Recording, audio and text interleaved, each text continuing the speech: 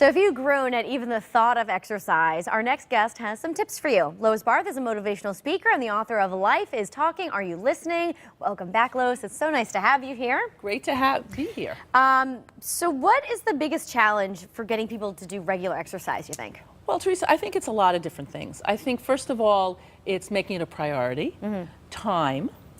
People often use the excuse money. They equate having to work out with having to join an expensive gym, and it's not the truth. And a lot of people are also traumatized by what I call last pick for baseball in the third grade, and they're still, oh no, I don't want to do anything to do with the gym. I gotta tell you, I can't stand the gym. I don't like the word exercise, and the only motivation I have is my wedding dress in 4 months. There you go. But I don't love it. I guess the point would be to find something that motivates you. Absolutely, absolutely. And I also know that you have a very busy lifestyle. So one of the things is to not only find something to motivate, exactly you said, but to just focus on activity as opposed to exercise. I feel like exercise, people kind of think of it as like diet. Yeah. You know, as opposed to saying, I want to live a healthy lifestyle and I want to be active. So I know you have a little doggy, and you're pretty active, right? Well, I guess that is. I never thought of walking the dog as exercise. Absolutely. All right, so let's get to one of your Lois isms. Sure. You say you have to exercise, spelled with an O, like the Absolutely. movie, in order to exercise. That one spelled with an E. What do you mean by that? Well, what I mean is you have to exorcise limiting beliefs that no longer serve you. So one of them is, we just spoke about that, which is people think that exercise has to look like grueling, going to the gym, specific, as opposed to saying, let's just be more active. Sure.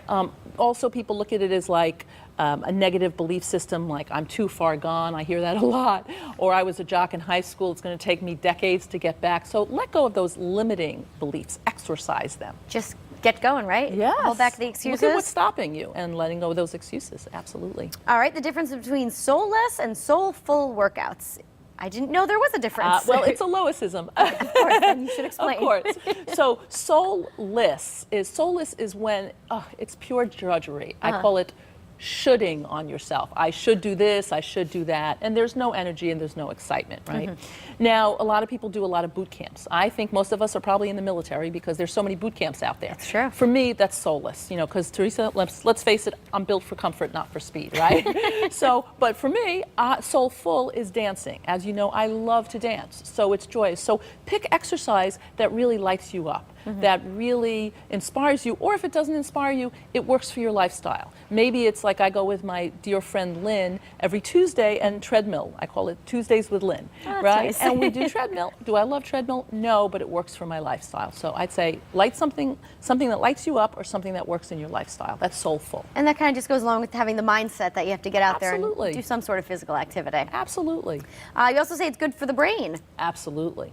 Well, one of the things that becoming more and more evident is this category of science called brain plasticity, that the brain is really a living, growing organism. It's like a Super 8 highway with tributaries.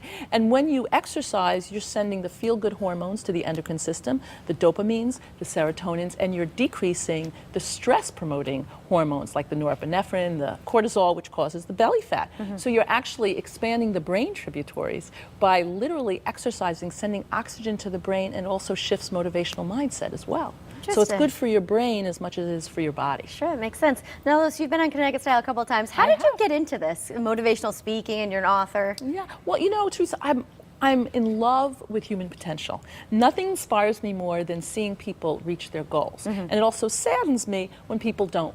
And it's never about talent or ability, it's often about a motivational mindset. So my goal is to really help people close the gap between knowing and doing, because sometimes it could feel as wide as the Grand Canyon. Sure. And to really help them reach their goals. So I've always been fascinated by that. I love it. Well, we'll start getting that mindset and not think of exercise as a bad word anymore. Absolutely. Activity and movement. Sounds great, Lois. The name of the book again is Life is Talking, Are You Listening? Yes. Available just about anywhere? On my website.